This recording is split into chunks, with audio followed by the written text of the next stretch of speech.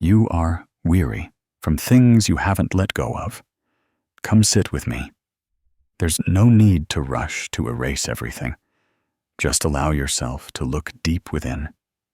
Breathe slowly, and trust that in this very moment, you have begun the journey back to the inherent peace within your heart. Have you noticed? Sometimes, a small matter carries more weight than we imagine. It's like a drop of water, seemingly fragile and light. But if it falls repeatedly on the same spot, day after day, it can bore through a solid rock, or a tiny thorn stuck in your foot. At first, it's just a little uncomfortable, but if you let it be, every step will be a sharp pain that makes your whole body recoil. In our inner life, it's the same. Things we consider trivial, but refuse to let go of, will gradually become a heavy stone pressing on our chest, silently eroding our serenity and dimming the inner light of peace bit by bit. The Buddha's teachings once reminded us that the human mind is inherently as bright as a jewel, only becoming clouded and obscured when worldly dust clings to it. If we don't know how to brush off these tiny specks of dust, one day they will accumulate into a thick layer, covering up its pristine clarity. Letting go is not the act of the weak, but of those wise enough to understand that holding on sometimes only hurts oneself more. I remember the story of a Zen master and his young novice monk traveling along a mountain path. They encountered a young woman standing confused by a swift-flowing stream. The Zen master didn't hesitate. He carried her across to the other bank and continued their journey. Much later, the novice finally spoke. "Master, we are ascetics. Why did you carry that young woman?" The Zen master smiled. "I put her down on the other side of the stream. Only you are still carrying her in your mind." That answer enlightened the novice. How many times in life are we like that novice, holding on to something in our minds, allowing it to become a burden? Even though in reality the matter passed long ago, some worries are no different from a pebble in our shoe. Simply stop, take it out, and put it down, and the path ahead will become immeasurably lighter.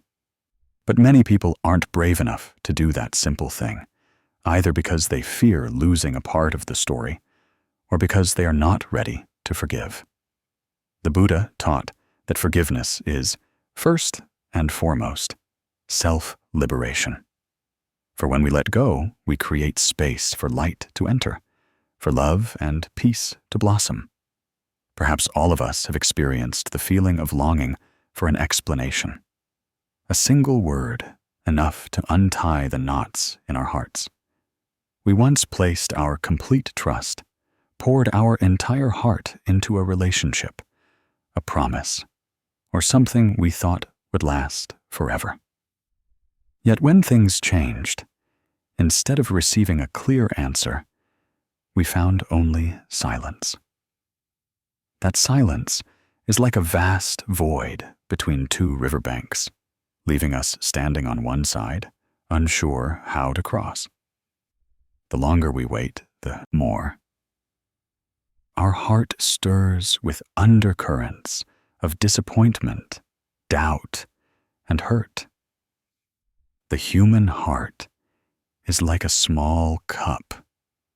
If every day we pour into it a little resentment, a bit of sorrow, a few drops of doubt, sooner or later, it will overflow.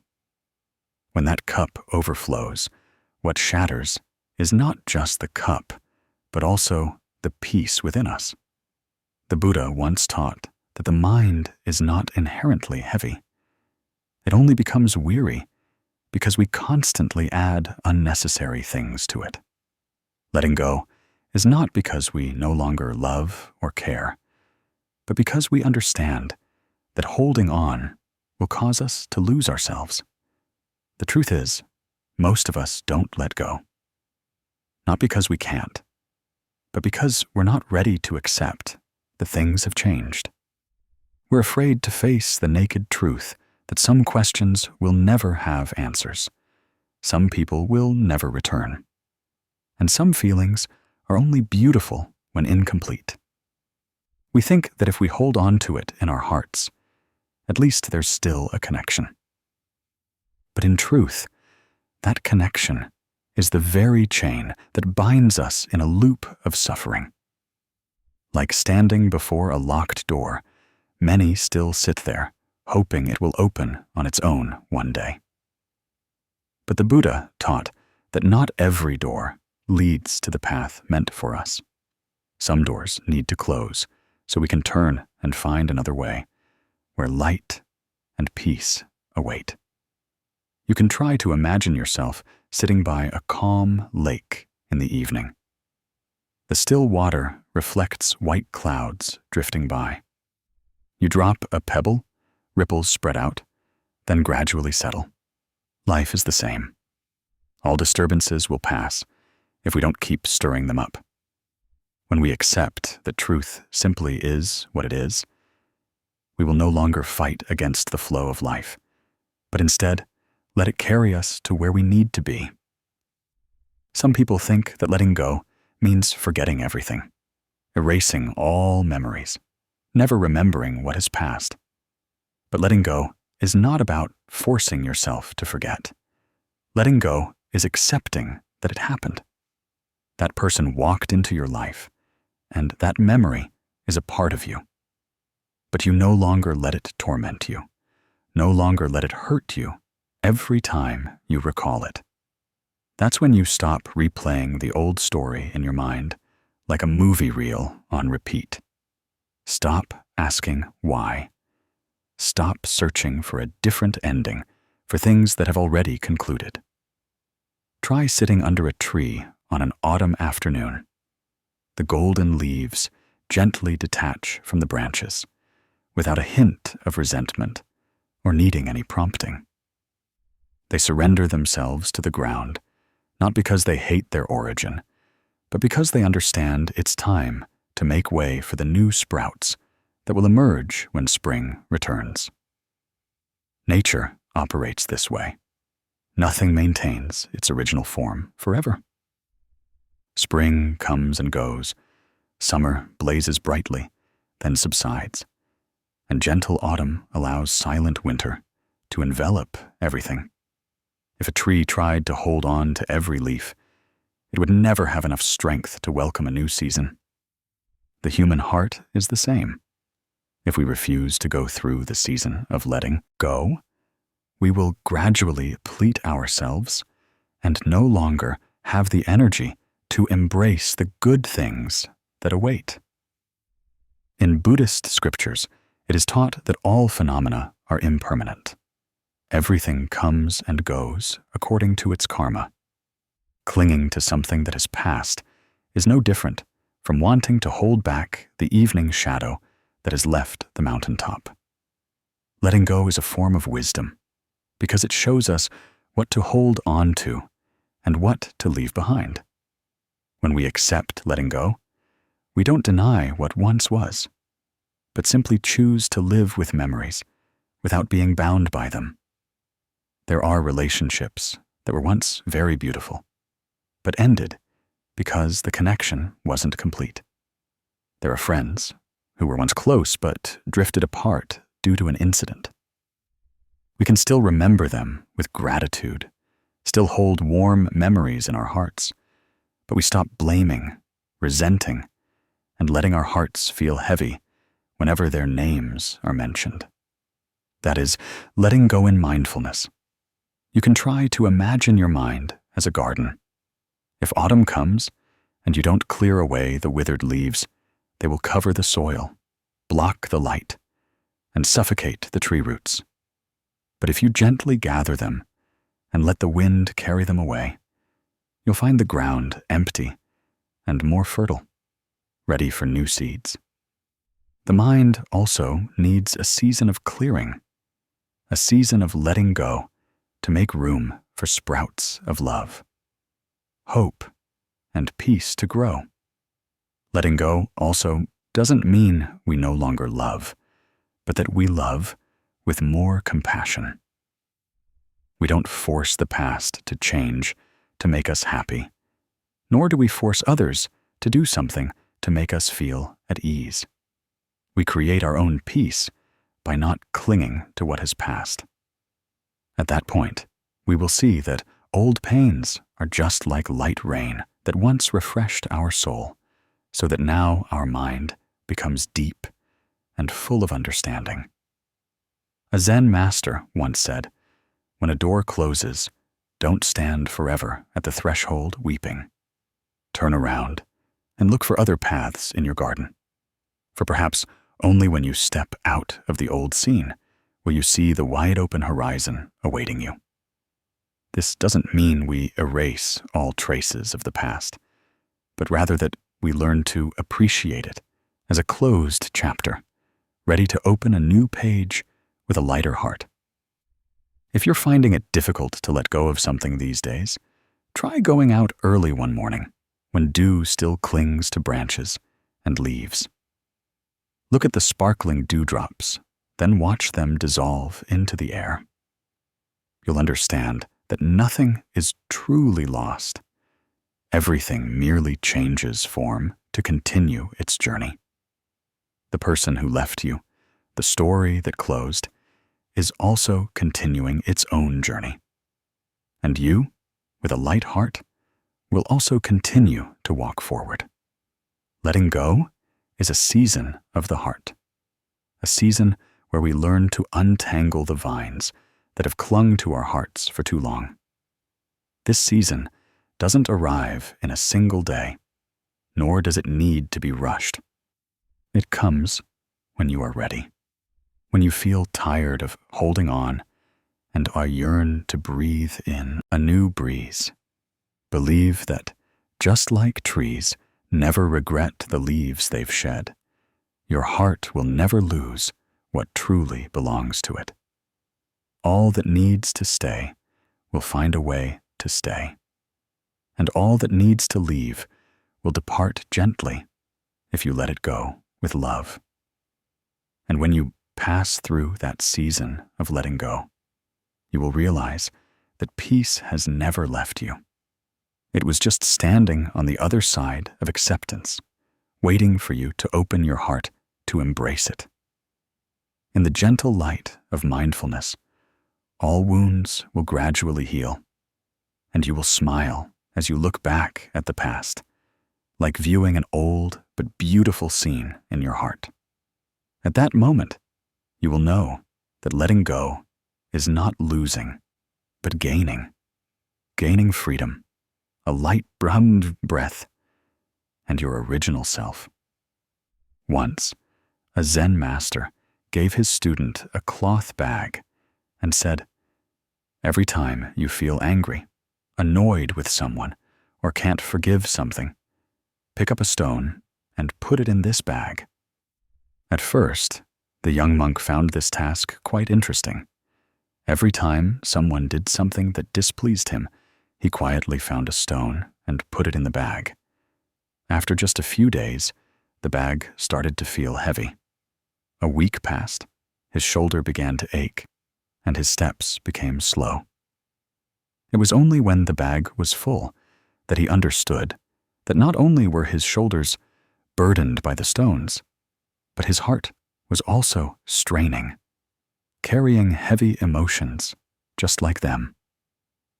The master then said, "Each stone you carry is an instance you refuse to let go, and it only gets heavier with time. You can choose to remove the stone at any time, just as you can choose to forgive and let go to lighten your mind." It's the same in our lives. Every time we get angry, every time we hold a grudge, every time we refuse to forgive, it's like picking up another stone and putting it in our heart. At first, we might think it's nothing, just a small matter, a little annoyance, an unintentional remark. an insensitive action. But if we keep holding on to these small things, they will accumulate into a heavy burden. Until one day, we find that our heart has no room for joy, no strength left to smile, because our energy has been depleted carrying too many old things. The Buddha taught that anger and hatred are like holding a burning coal to throw at others. Ultimately, the one who gets burned is us. Forgiveness, therefore, is not for the other person's peace, but for our own lightness. When we remove a stone from our bag, our steps become lighter, our shoulders hurt less, and we can go further on the journey of life. Forgiveness is not accepting a mistake or agreeing with what others have done. Forgiveness is letting go of the right to be perpetually hurt, giving the heart a chance to find peace again. Someone told me they couldn't forgive because it would be letting the person who hurt them off easy. But forgiveness is not forgetting. It's ceasing to allow that event to hurt you anymore. It's like walking on a rocky path. Instead of stopping to stare at your bleeding foot and cursing the road, you choose to bandage the wound, walk more carefully, and continue forward. You don't deny that you were hurt, but you also don't let that wound become chains that bind your future. Every time you let go of a small thing, like overlooking someone's thoughtless remark, smiling instead of reacting angrily, or gently dismissing a memory that irritates you, it's one less stone you carry. As the stones diminish, you'll realize you're no longer as weary as before. Your heart then won't be weighed down by the past, but will begin to open up to embrace new and bright things. Try to imagine a clear stream flowing. If someone throws a small pebble into it every day, the water still flows, but the stream bed gradually fills up. And one day, it can no longer flow as before. Our mind is the same. Anger, hatred, and resentment are those pebbles. They don't make us collapse immediately, but they gradually block the flow of peace within us. When we learn to let go, we are picking each pebble out of the stream so that the water can flow clear and cool once again. One afternoon, I met a woman sitting quietly by the lake. She told me she had harbored anger for many years towards her sister over a small family dispute. Every time she thought about it, she felt a heavy stone pressing on her chest. But then, one day, seeing her sister frail in a hospital bed, she suddenly realized time was running out, and the right she had clung to for so many years wasn't helping her live a happier life. So she chose to forgive, not for her sister's peace of mind, but so she could take a deep breath without feeling her heart ache. She said that from that moment, she felt as if she had just put down a backpack she'd been carrying for too long. When we let go, the mind begins to lighten. So light that sometimes we're surprised we don't understand why we strained to carry unnecessary things for so long. Light enough for us to see the sky higher, feel the wind cooler, and each step touch the earth with ease. And when the mind is light, we have enough peace to view life with a compassionate gaze, to smile at ourselves, and to realize that no one can bring us freedom but ourselves. One evening, after a long and weary day, I sat on the porch watching a candle flame flicker gently in the wind. In the dark room, the tiny yellow flame made the space feel unusually warm. At that moment, I suddenly thought my mind was like that candle flame. If the wind of worries and anxieties is too strong, the flame easily flickers out. But if we know how to skillfully shield it, keeping the wind less fierce, the light will remain. Keeping the mind bright isn't about avoiding everything that troubles us, but about learning to let go bit by bit as soon as anxieties touch the heart. The Buddha once taught that what we cling to will control our minds, while what we know to put down will give us serenity. But letting go is not just a concept, it's a practice that needs to be nurtured daily. Just like tending a garden, if we let weeds grow unchecked, without pulling them out bit by bit, they will soon cover all the flowers. But when we spend a little time each day pulling a weed, the garden will maintain its freshness and spaciousness. Our mind is the same. It needs small, persistent actions to become lighter and brighter. A simple yet powerful way is to write down the things that weigh on your heart. It could be an old story, an unintentional word, or a lingering worry. When you write it down, it's as if you're pulling it from deep within your heart and placing it before your eyes. Then burn that paper. Watch the smoke rise and dissipate into nothingness. In that moment, you realize that things you thought you couldn't let go of are actually just a cloud that quickly fades if you don't try to hold on to it. Burning it doesn't immediately erase the memory, but it's a reminder to your mind that you've chosen to let go, chosen not to let that matter bind you anymore. Another practice is to breathe deeply and visualize releasing a troubling thought with your breath. Inhale very slowly, feeling the cool, fresh air enter your chest, nourishing every cell. Then exhale, imagining you are placing a small stone down from your heart.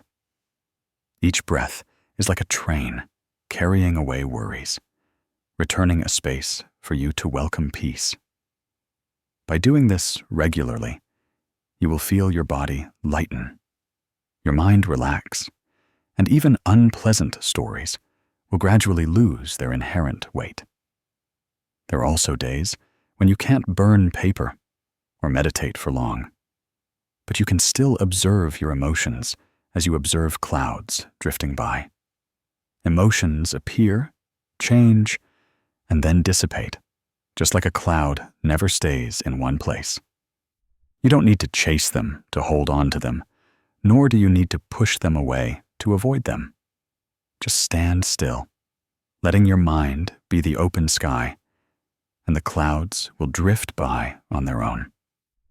When observing like that, you aren't swept into the vortex of anger or anxiety, but maintain enough distance to see that you can still be at peace even amidst turmoil. Someone asked me if these small practices are enough to change a heart burdened with heavy loads. I smiled, because I know that just as a river is made up of countless drops of water, peace is made up of countless moments of letting go. Each day, letting go of a small thing creates an extra space in your heart. Each space is a doorway for light to shine in, for breath to be free, for the heart to expand without obstruction. With patient practice, you will realize that letting go is not losing, but finding again. Finding yourself, finding the clarity you once had before piling on the burdens. Then one day, you will notice that your mind has become vast and bright, like the sky after a rain, where all clouds have drifted away, leaving behind a deep blue and clear expanse. And at that time, you will understand that everything begins with very small steps, but each step carries the power of freedom. One autumn afternoon, I visited a small temple nestled on a hillside. Golden leaves fell in waves, swirling gently in the breeze. On the old steps, an elderly woman sat counting rosary beads, her eyes following a leaf that had just detached from its branch. I sat beside her and listened as she recounted how, in her youth, she harbored much resentment. Even a single word she disagreed with, she kept in her heart for years. She said it wasn't until she was old, having witnessed so many people come and go, so many seasons of leaves falling and regrowing, that she understood that everything, no matter how heavy, was ultimately like this golden leaf. When its time came, it would release itself from the branch, gently falling without clinging. She smiled kindly and said, "Letting go doesn't make us lose anything. It only helps us become lighter, so the wind can carry us further." I suddenly remembered the Buddha's teaching on impermanence. All conditioned phenomena are like dreams, illusions, dewdrops, or lightning flashes. Contemplate them thus. If a leaf can understand that it cannot stay on the branch forever, then why do humans try to cling to what has passed? The old woman's story made me realize that the burdens we cling to only make us more weary. But if we learned to let go sooner, perhaps we would find life much more expansive. Another time, I walked through a field after a rain. The ground was damp, covered with footprints of people and animals. Yet, just a few days later when I returned, those traces had faded and completely disappeared. The field still stretched wide under the sun, with only young rice stalks swaying in the wind. I stood amidst that scene and wondered if the earth could forget the deep footprints left by a rainstorm.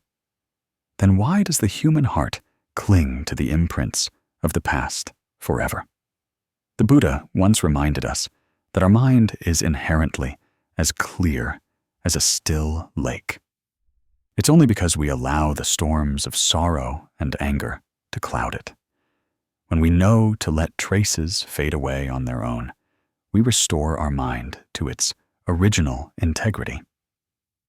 From the old woman's story and the field after the rain, I understood that even small matters, though they once caused us pain, will fade with time if we are willing to move on.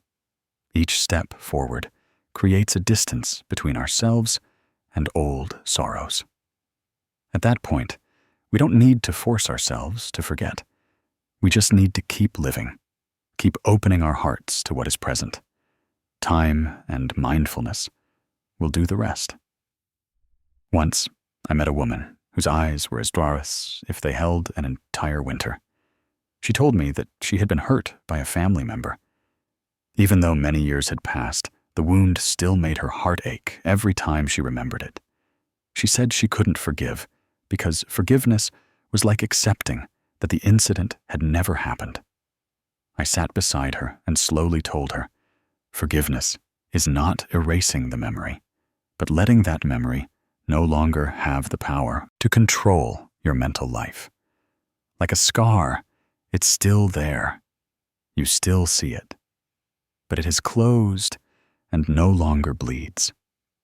Forgiveness is giving freedom to the other person, but more importantly, it is giving freedom to yourself. Someone asked me that if I truly forgive, why do I still remember? I smiled and said, remembering but not hurting, that is true forgiveness. Because memory is not something we can switch off like a light, but the accompanying emotions we can transform. Remembering an old sorrow without the feeling of a lump in your chest, without anger rising, means you have released it from your heart.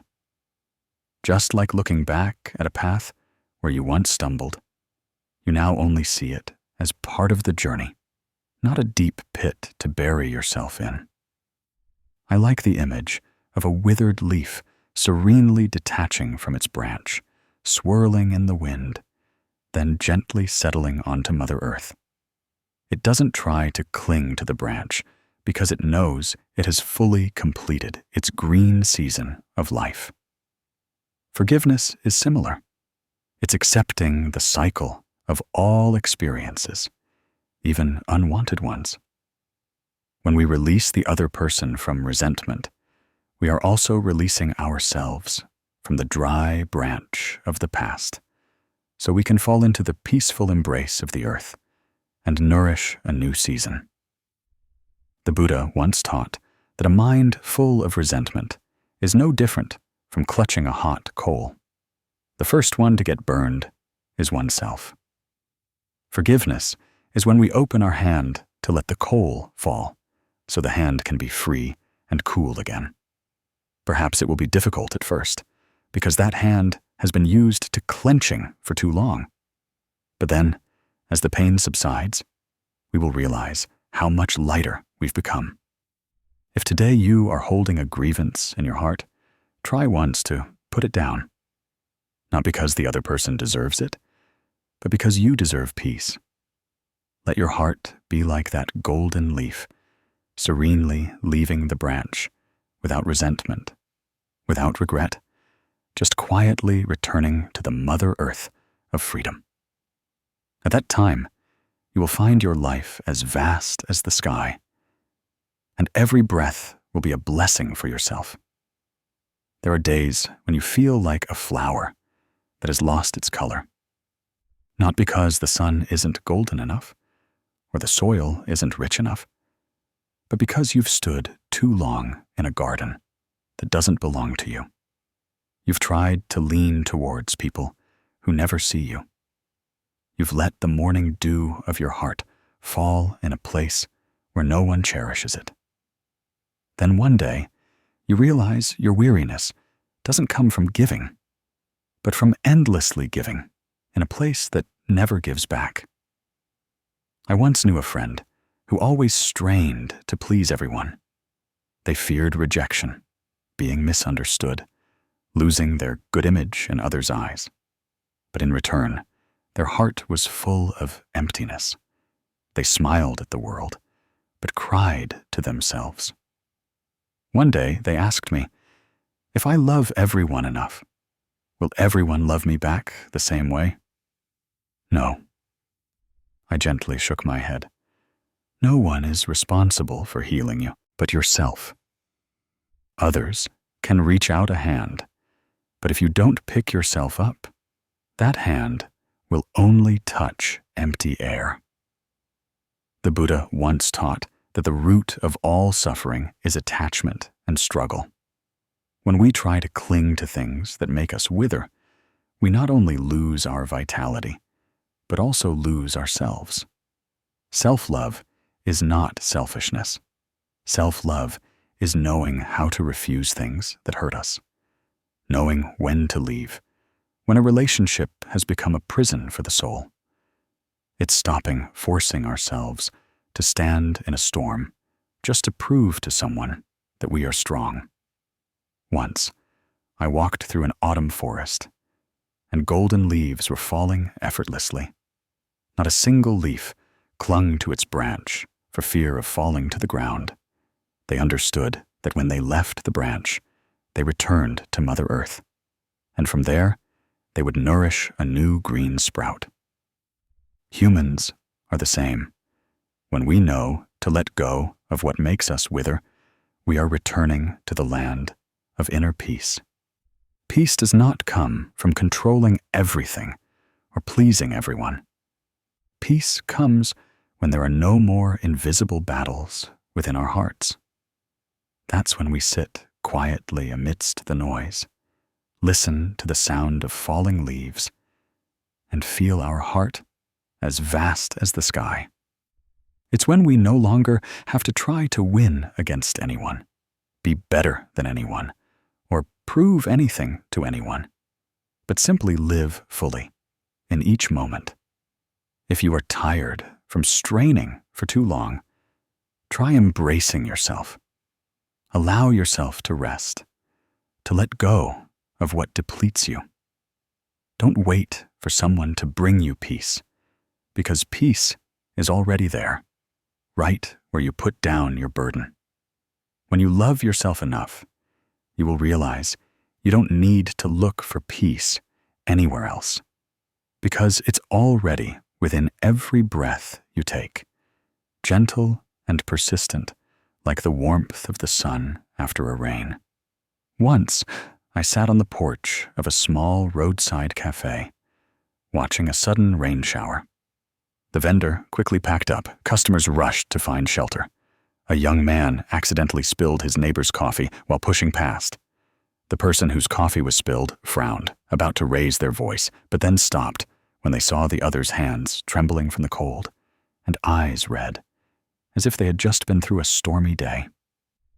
At that moment, I suddenly understood that if we only look at an action without seeing the story behind it, we easily assign negative meanings to others and then turn our own hearts into barren land.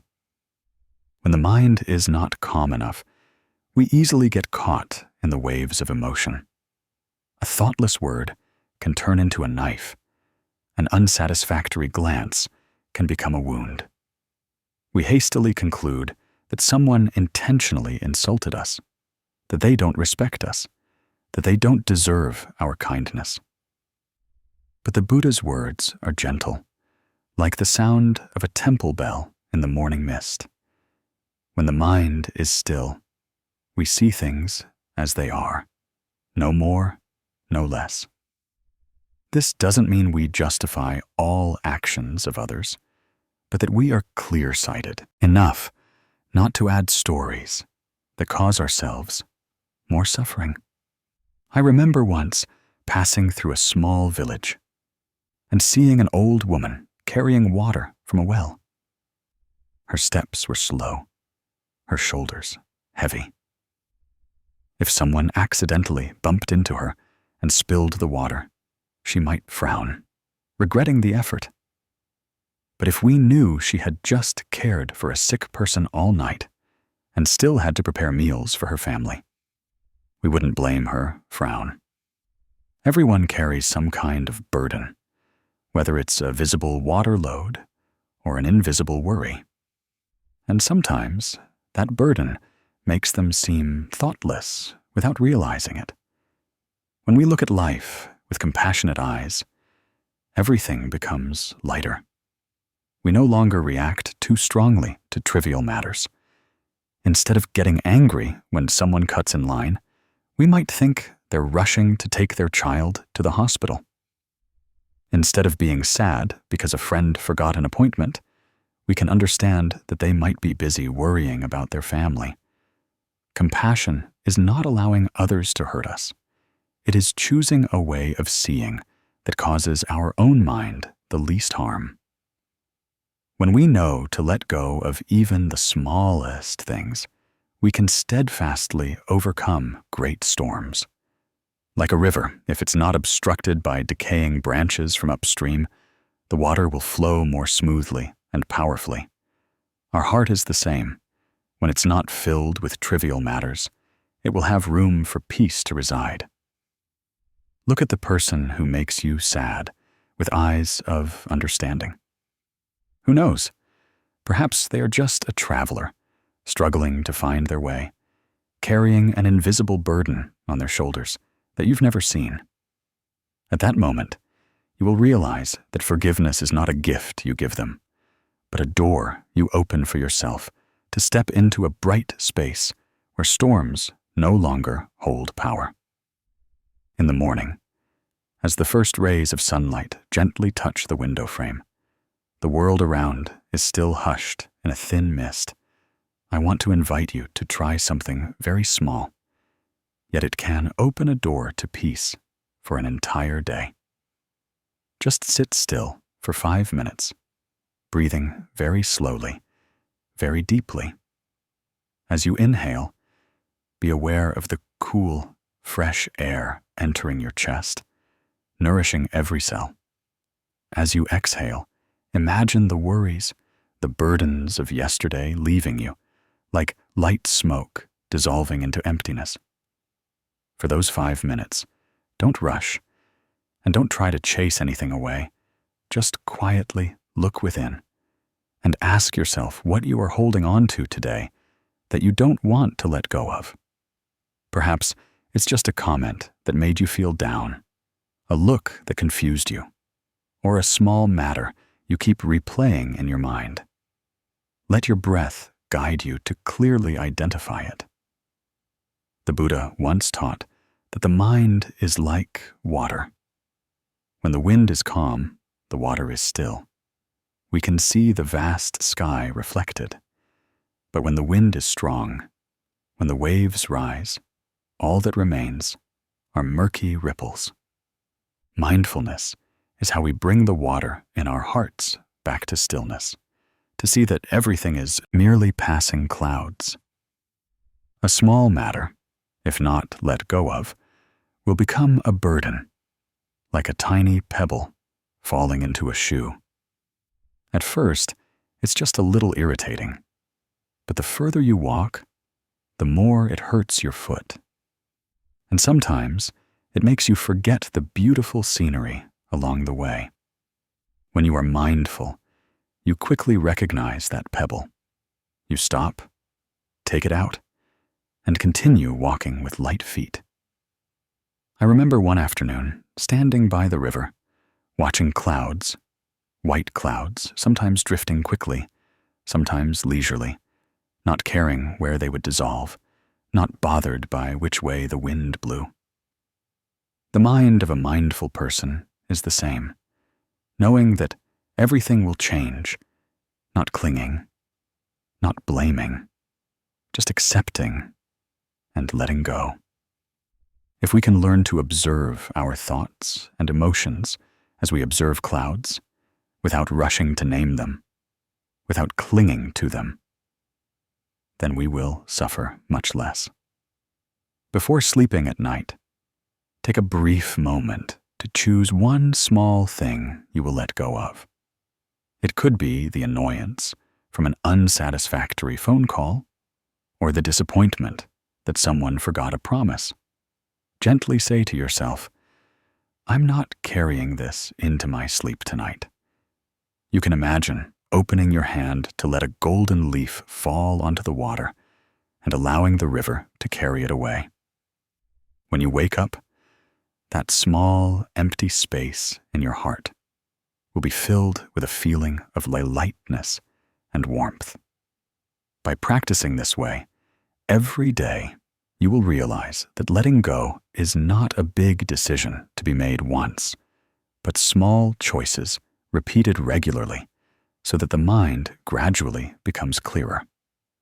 Just like a gardener who picks a few withered leaves and prunes a few dry branches every morning, soon the garden will be lush again. The mind is the same. If we are willing to take care of it, to let go of what no longer nourishes it, it will naturally regenerate. And then one day, you will realize that letting go is not just a skill, but a way of life. Mindfulness helps you see what you are holding on to, what you are letting go of, and opens the path to the peace that is already within you. As the Buddha taught, when the mind is pure, the world is pure. When your heart is no longer heavy, the world around you also becomes gentler. Believe that with just a slow breath, an afternoon spent watching clouds, or a small decision before sleep, you have planted a seed of peace within yourself, and that seed will blossom. There are days when we endlessly cling to a small, seemingly harmless thing, but gradually it grows, becoming a heavy burden, weighing on our heart.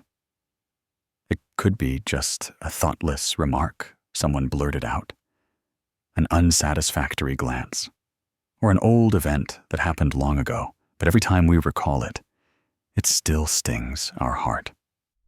We think that keeping it in our mind is to protect ourselves, to not forget the lesson. But in reality, we are letting it be like a small stone in our shoe. Each step becomes burdened, over time turning into a wound, sometimes just by stopping, taking off the shoe, and removing the stone, we realize how smooth the path truly was. The Buddha once taught that the mind is inherently like a calm lake. Only when we throw in pebbles of resentment and stubbornness does the water stir and reflect everything distortedly. Putting things down is not abandoning everything, but returning the mind to its inherent clarity. In this life, the things that weigh heavily on us are mostly not major events, but repeated trivialities. A neighbor says something unpleasant. A colleague unintentionally forgets a promise. A loved one disappoints us. Each time, we accumulate a little more irritation, until one day it becomes an invisible wall between us and peace. Like a stream blocked by dry leaves and broken branches, the water still flows, but is no longer clear, eventually becoming a stagnant pond. Letting go is clearing away so the water can return to its natural flow. The world-honored one once said, "The wise person does not let small matters take away their tranquility, because only with a peaceful mind can one clearly see the path amidst a turbulent life." We tend to think that we need a major event to let go. But in truth, happiness is lost little by little, just because of trivial matters that aren't worth worrying about. One late autumn afternoon, I sat on the porch, watching a golden leaf swaying in the wind. It swirled a few times, and then fell, so lightly that it made no sound. At that moment, I thought that if the leaf tried to cling to the branch, it would wither, lose its beautiful golden color, and eventually fall heavily. But when it allowed itself to let go, it had a truly beautiful fall, becoming a part of the earth, nourishing new sprouts. We are the same. Holding on to old things only makes our soul wither, while letting go gives us the opportunity to be reborn. Perhaps today you are not ready to let go of everything, but start with just one small thing. It could be forgiving an unintentional mistake, dismissing a criticism, or simply stopping. Replaying a past event. Each time you let go, you will feel a little lighter, and the light within your heart will become clearer. Letting go is not losing, but retaining the lightness that remains in this life. It is a way for us to free our minds so as not to be dragged by what no longer serves us. In the Dhammapada, the Buddha taught that whoever knows how to let go overcomes all attachments. These attachments are not just possessions, status, or complex relationships, but sometimes just a fragment of emotion we hold in our hearts. If we don't untangle them ourselves, no one else can help. And once we taste the lightness that comes after letting go, we will realize we haven't lost anything, but gained so much: serenity, freedom, and the ability to smile, even on stormy days. So, right now, I want to invite you to try something very simple. Close your eyes, take a deep breath. Think of one small thing that has bothered you recently. Then imagine you are placing it by the roadside, letting it stay there, and you continue to walk. Just one thing. Don't try to let go of everything at once, because each time you let go, you are training yourself to have light hands, a spacious heart, and a clear mind. The road ahead will be long, but with light baggage, each step becomes more leisurely and joyful. There are nights we lie still in the dark, hearing the wind softly sweep through the window crack, yet our hearts remain heavy. Everything outside might be calm, but inside, it's like a turbulent sea. We wonder why we're so anxious, even though no one is harming us. No major event has occurred. Is it perhaps because our desires have become invisible threads tightly entwining our minds, making every breath feel heavy? The Buddha once taught that when the mind desires nothing, suffering diminishes. When the heart is unattached, worries have no place to reside. That teaching, at first glance, seems simple, but opens a door to a tranquil sky. Because the root of much suffering lies not in what life brings, but in the very expectations we cultivate. When we desire something, we unwittingly place our hearts in a state of waiting and comparing. And waiting often leads to disappointment, while comparing often leads to loss of peace. I once met a woman whose youth was tied to the wish for her husband to be more attentive and share more. Every time that didn't happen, she became sad, resentful, and gradually closed off her heart.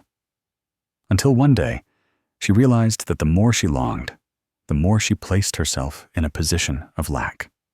When she let go of expectations, replacing them with self-understanding and self-care, she found happiness returning. Not because someone brought it, but because she herself opened her heart to receive it. Like a river flowing silently through seasons of rain and sun. It doesn't wish for more rain or less scorching sun.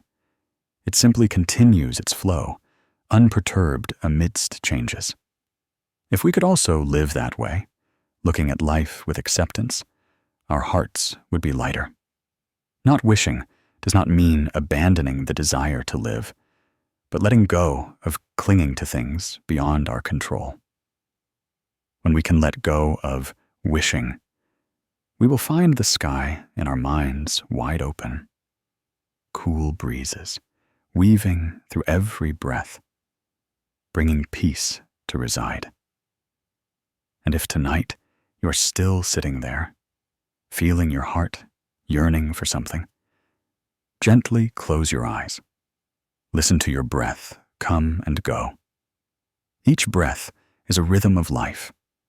Nothing more is needed for it to be complete.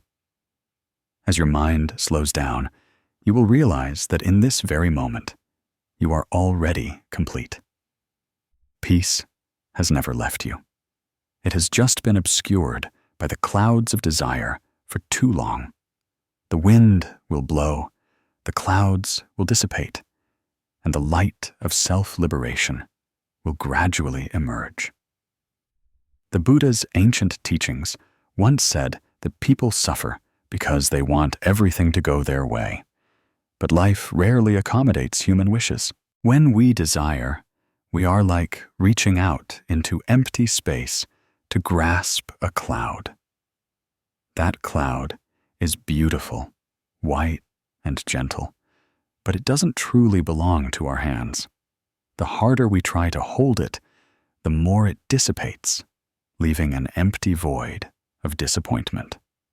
The desiring mind is like this.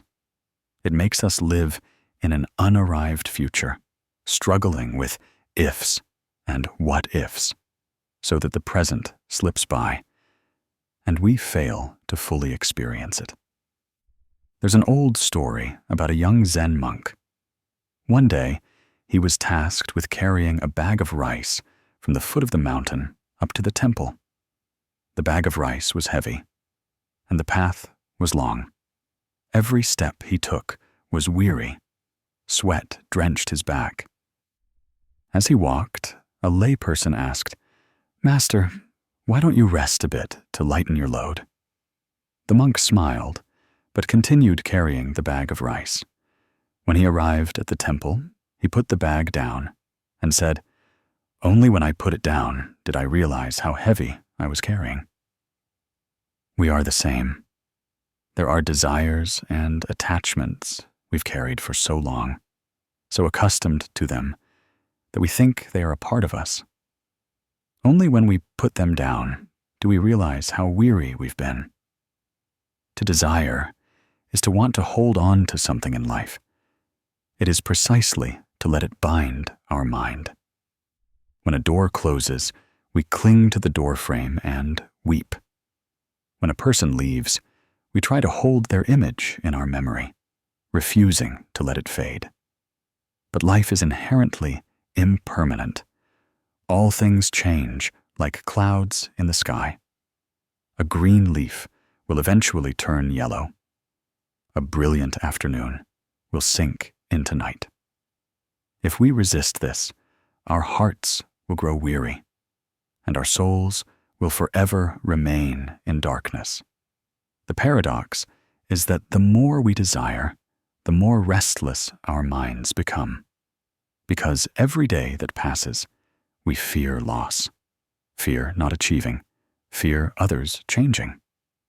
Every moment, we are like standing on the edge of a precipice. Just a gust of wind makes us feel unstable. And when we are too deeply attached, all the fluctuations of life will drag us along like a great wave sweeping away a small boat. At that moment, we are no longer masters of our own lives, but puppets of desires and fears. The Buddha once taught that what belongs to you will come when the conditions are right. What does not belong to you, even if you hold on to it, will eventually be lost.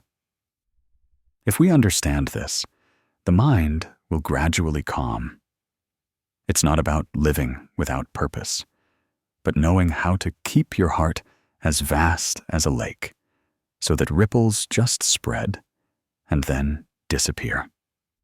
When we no longer cling too tightly, we realize our hands are light and have space to welcome new things. Try to imagine a crisp autumn morning. You step out onto the porch. The wind gently rustles the branches. Leaves fall lightly to the ground. You know you can't hold on to autumn, but you still find it beautiful. Because you know autumn leaves, spring will come. And in every present moment, you've fully lived its beauty. Similarly, life doesn't demand we have everything. Life only wants us to truly live in the moment we have. When you are still for a moment, you will hear your breath, your heartbeat. You will feel a spacious void within, where there are no longer any bonds created by desire and attachment. There, peace resides, like the moon, reflecting on a still lake. And in that stillness, you will feel complete, even when you have nothing in your hands. Because peace does not come from holding much, but from knowing how to put down at the right time. Not everything we want needs to come true. Sometimes, the very things we don't achieve are gifts that help us become lighter. And then one day, when you look back, you will smile, realizing that everything has passed, but your mind is still clear as the early morning. Impermanence is not just an abstract philosophical concept. It is right beside us, in every breath, in every moment. Yesterday, you were smiling with someone. Today, there might be no chance to meet again. Today, the sky is clear blue. Tomorrow, dark clouds might cover the sky. What we thought would last forever turns out to be just a brief segment in the endless flow of time, just as brilliant spring must give way to quiet autumn. Just as the flower that bloomed yesterday has begun to fade and wither. Today, change happens silently, without our permission, and no one can stop it. Have you ever noticed that when we don't accept impermanence, suffering begins? We suffer because we want to cling to a fractured relationship. We suffer because we want a joyful emotion to last forever. We suffer because we fear losing the things we cherish. But the Buddha said that this very clinging is the root of suffering. When we believe that everything must remain intact as we desire, then every change will be a source of pain. The heart thus becomes heavier and heavier, until one day we no longer have the strength to smile at life. But impermanence also brings a gift. When we truly understand and accept it, we learn to cherish what is present. We love someone knowing that one day we might have to let go, so every moment together becomes more precious. We admire a flower, knowing it will wither, so its fragrance becomes even sweeter in memory. We feel joy knowing it too will pass, so we enjoy it fully, without fear. Understanding impermanence is living deeper, loving more, and being lighter. There's a small story I once heard from an old monk. A student asked him, "Master, how can I not fear loss?" The master smiled, handed him a hot cup of tea, and said, "Drink it. When the tea is hot, enjoy the warmth. When the tea cools, enjoy the sweetness. And when the tea is empty, smile because you have drunk a good cup of tea." That answer is simple, but captures the spirit of impermanence, being grateful for each stage, without regret, without clinging. Life is also like a river. Water flows ceaselessly. No one bathes twice in the same section of the river, because the water has changed, and we ourselves have changed. When we realize this, we will stop trying to resist the flow of time. Instead, we will let ourselves flow with a serene mind, knowing that every door that closes is for another door to open. Autumn leaves, spring will return. Leaves fall, green shoots will rise again. Sadness dissipates, joy will find its way. Nothing is lost completely. It only transforms into another form. If you are in a difficult period, try looking at it through the lens of impermanence. Today's storm will not last forever. The pain in your heart is the same. It will settle like a still lake after the wind stops. You don't need to try to push it away immediately.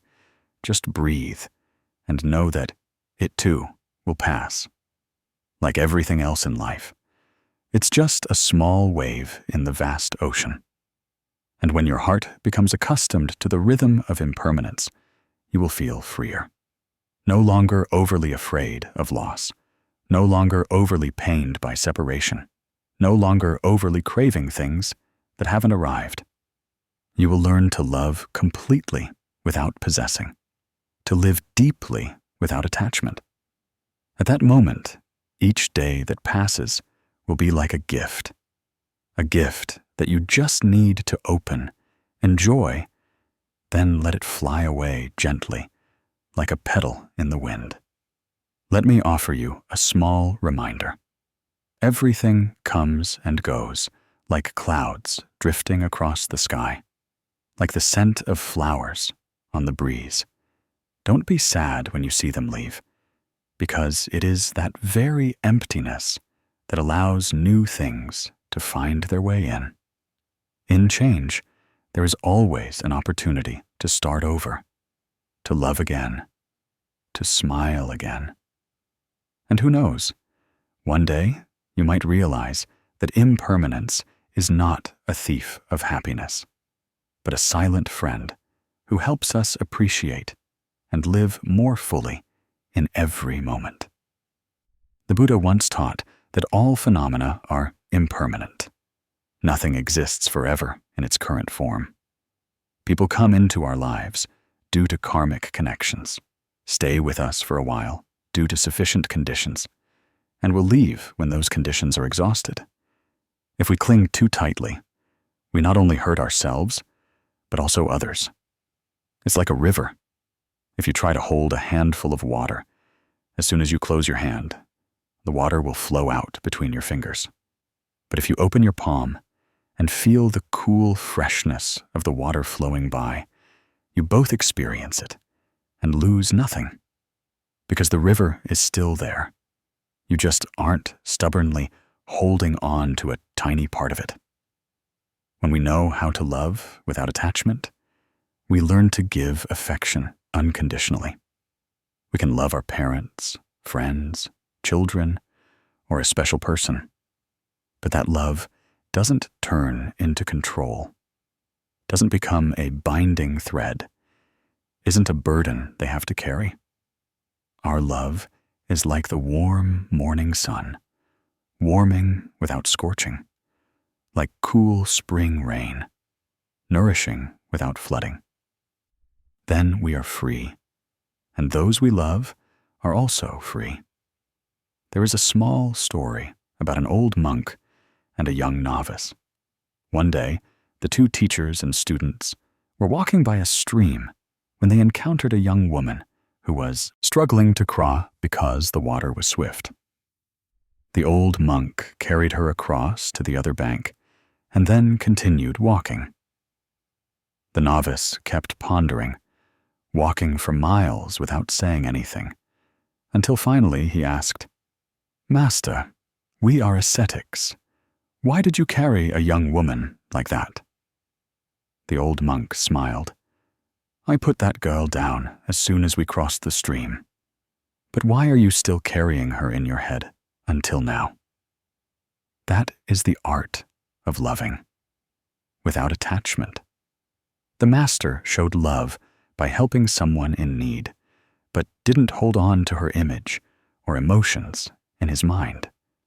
The novice, however, became attached to that image, turning it into a burden for himself. If we love someone, but can still maintain inner tranquility, that is a sign of internal maturity. We no longer panic when they leave, no longer feel uneasy when they are not around, because we understand that their presence in our lives has been a gift. Every moment together is a blooming flower. And when the flower withers, we know to smile and give thanks. At that point, love becomes a source that nourishes both rather than a binding chain. When practicing loving without attachment, we also realize that every loss carries a hidden gift. The person who leaves creates a void, and that void is where new light can enter. The loss of material things helps us recognize the value of what remains. A broken dream teaches us gratitude for reality. At that point, everything that comes is a gift. Everything that goes is a lesson. That is no longer mere comfort, but a truth we feel from the heart. In the moment of sitting on the porch, listening to the steady rain falling on the tiled roof, we suddenly realize that love doesn't need to be clung to be real. It can simply be a warm glance given to someone, a quiet concern that needs no reciprocation, a silent wish for peace in the night for someone far away. When we love like that, our heart no longer fears loss, because we know that nothing is truly lost. It merely transforms into another form, like water evaporating into clouds, then clouds turning back into rain. When we know how to love without attachment, our mind becomes light like a drifting cloud, no longer burdened by worries of loss. We begin to live like a river, constantly flowing, embracing everything that passes by, but holding on to nothing. And in that freedom, we fully experience the beauty of this life. We realize that peace is not the absence of storms, but a tranquil heart, like an autumn lake amidst the storms. You can try to imagine that every person, everything we encounter in life, is a flower Some flowers will bloom for a long time by the porch. Others will only visit for a single morning. But all are worth cherishing. For as long as we can breathe their fragrance, we enjoy it. When the flower withers, we smile and say goodbye. Thus, this life becomes a vast garden, where every moment is precious, every parting is gentle, and every encounter is a blessing. So if today you are holding a flower in your hand, embrace it with all your love, but do not squeeze it tight. Let it live and spread its fragrance.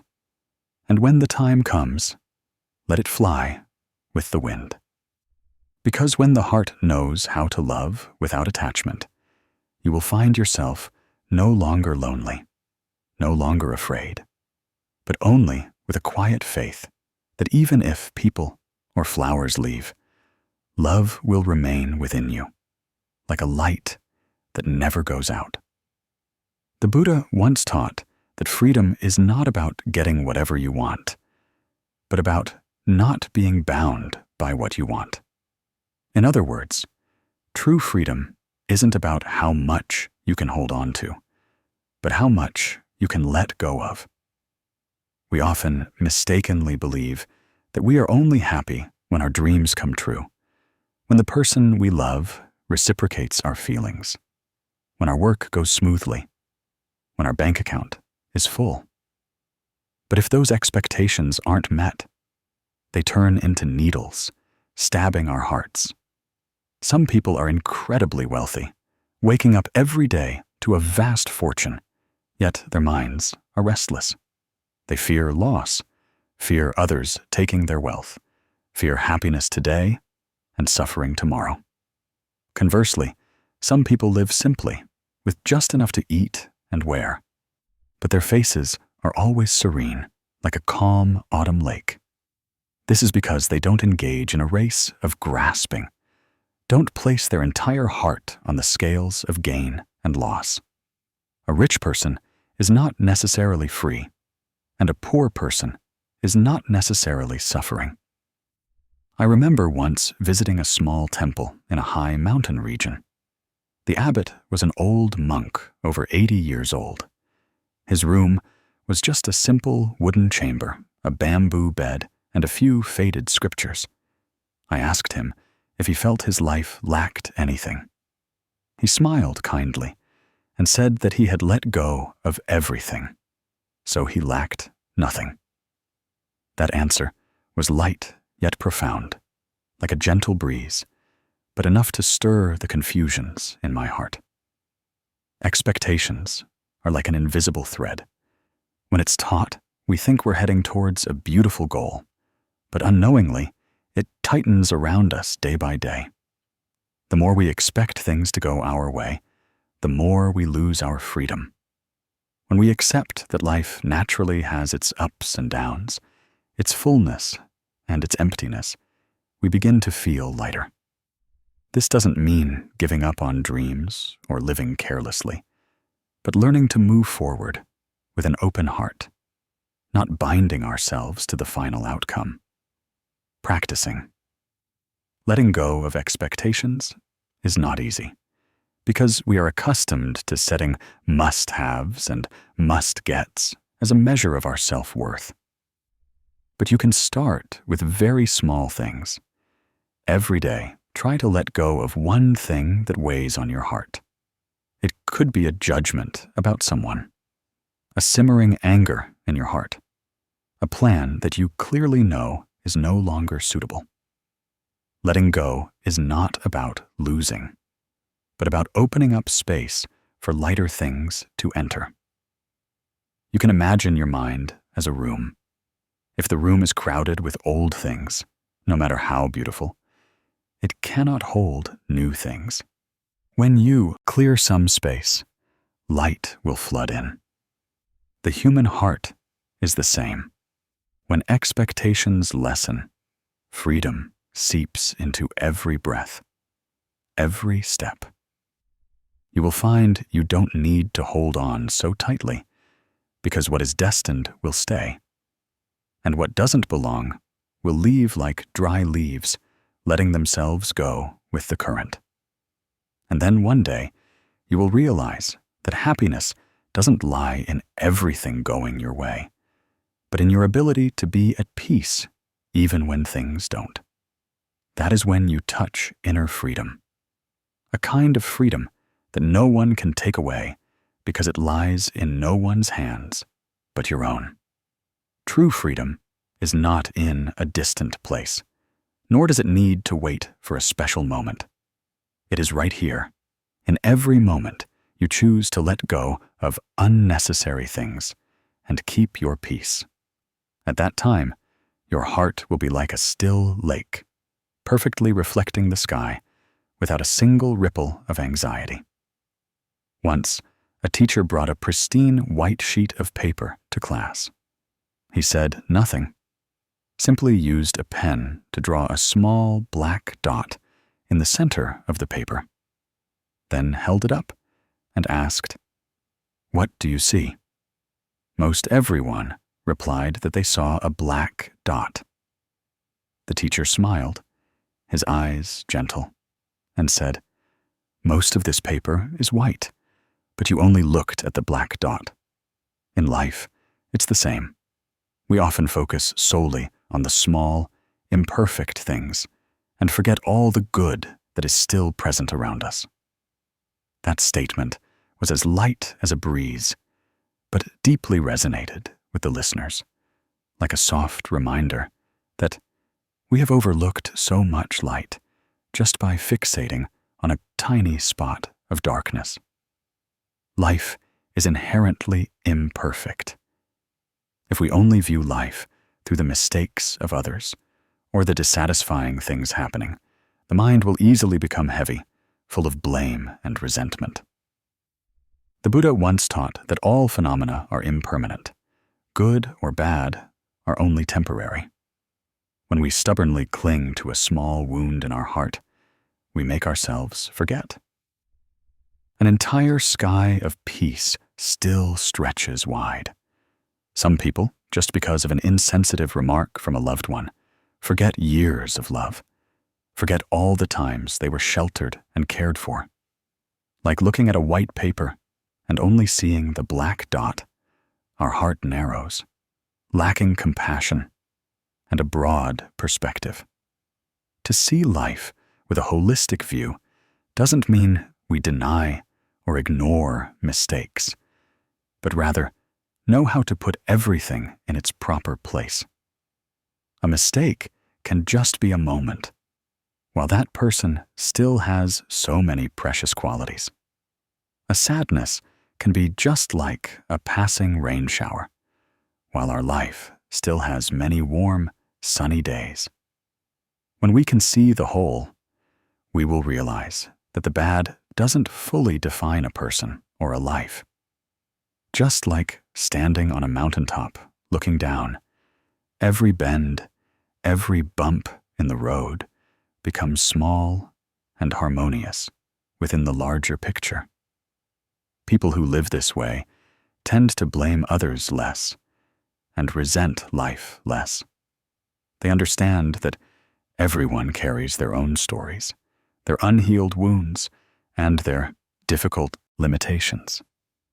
When someone hurts us, instead of rushing to conclude they are bad, we can pause and look deeper to see that they too are struggling with themselves. The Buddha's teaching advises us to cultivate compassion, for when we understand, our hearts will lighten. When we broaden our perspective, the black dots no longer obscure the entire paper, and the cracks no longer make us forget the whole jewel. In reality, many people carry a heavy, painful memory in their hearts, and every time they recall it, they feel pain, anger, and blame again. But if we are willing to sit down, breathe slowly, and ask, in all these years, has that really been so big that it eclipsed all other joys? we will find the answer is often no. There are still so many good things that have been and are still with us. It could be a friend who always listens, a warm home, or simply that this morning we still woke up and took a full breath of the cool, fresh air of the earth and sky. These things are still there, but we will miss them if we keep fixating on the black dot. And then we realize that happiness is not actually far away, not in a perfect, spotless future, but right here in our ability to open our hearts, to see more broadly, more completely. Whenever our mind wants to clench, to criticize, to hold on to something unsatisfactory, let's remember that white paper. Let's ask ourselves, are we looking at the whole or just seeing a black dot? This question not only helps us to be less angry with others, but also to be gentler with ourselves. Because sometimes the black dot we constantly look at is a mistake we once made, something we weren't perfect at. When we learn to see the whole, we will see that we too have so many good things to cherish and continue to cultivate. Amidst the busyness of life, let's practice the habit of taking a step back, taking a deep breath, so as not to get caught up in small details that blur the big picture. Just as when looking at a forest, we don't just see a few fallen golden leaves and forget the entire cool green canopy that shelters us. Just as when watching a sunset, we don't just look at a few gray clouds and miss the gentle orange light painting the horizon. Everything in life, if seen with a holistic view, will become harmonious and precious. And when we close a day with a light breath, we can smile at ourselves. We have chosen to see life more broadly, more lightly. That smile is a sign that our mind is less troubled, less attached, and peace is returning. It's like when we know to look up to see the vast sky. All black dots, whether small or large, cannot obscure the light of a new day. There are afternoons when the late sunlight slants through the trees and each golden leaf gracefully descends to the ground. I remember the story of an old woman picking fallen flowers. The story isn't long, but every time I think of it, I feel as if my heart is cleansed of some of life's confusions. In a small village, nestled on a hillside, there lived an old woman, over 70 years old. Every morning and every evening, she would slowly walk along the dirt path leading into the village. In spring, that path was covered with fallen cherry blossoms after a gust of wind. Passers-by often stepped on them, trampling the petals, leaving them to crumble into the dusty road. But the old woman would bend down and tenderly pick up each petal, placing them into a small basket she carried. When the basket was full, she would bring them home and gently place them in a corner of her garden, where the wind and sun could still reach, allowing the fragrance to subtly diffuse. People would ask her, "Why do you pick fallen flowers? They've already left the branch. They'll just wither." She would just smile and reply in a slow voice, "Fallen flowers are nature's law. I can't keep them on the branch, but I can still preserve their fragrance. That fragrance will also eventually dissipate. But in this moment, I get to live with it, feel lighter, and see that life still holds beauty to cherish." Upon hearing her answer, I suddenly realized that letting go doesn't mean emptiness or loss. Sometimes letting go is about preserving the essence, just as the old woman didn't cling to the dry cherry branch, but quietly preserved the diffusing fragrance. Often in life, we fear letting go because we think letting go means losing. We cling tightly to a fractured relationship, a withered dream, an old pain that has lingered too long, as if letting go would mean losing everything. But in truth, it's precisely when we let go that we reclaim ourselves. The Buddha once taught that everything in the world is impermanent. Nothing lasts forever. No matter how much we hold on to something, one day everything will slip from our hands. When we accept that letting go is no longer a failure, but a wise choice. Let go so our hands are empty, yet open enough to embrace new things. Once I met a woman who had gone through a divorce. She recounted how, in the beginning, she couldn't sleep because she kept thinking about past memories, about promises that were no longer valid. She tried every way to hold on, from long messages, late-night calls, to enduring the hurt herself. It was only when her strength was depleted and her tears no longer flowed that she understood that clinging would only cause her more pain. The day she decided not to call, not to text, and not to dwell on it anymore was the day she began to live again. She learned to make a cup of tea in the morning, listened to birds singing on her balcony, and found a strange peace in her heart. She said it turned out that letting go didn't mean losing herself, but returning to herself the things she thought she had forgotten: a deep sleep, a genuine smile, bright eyes when looking at life.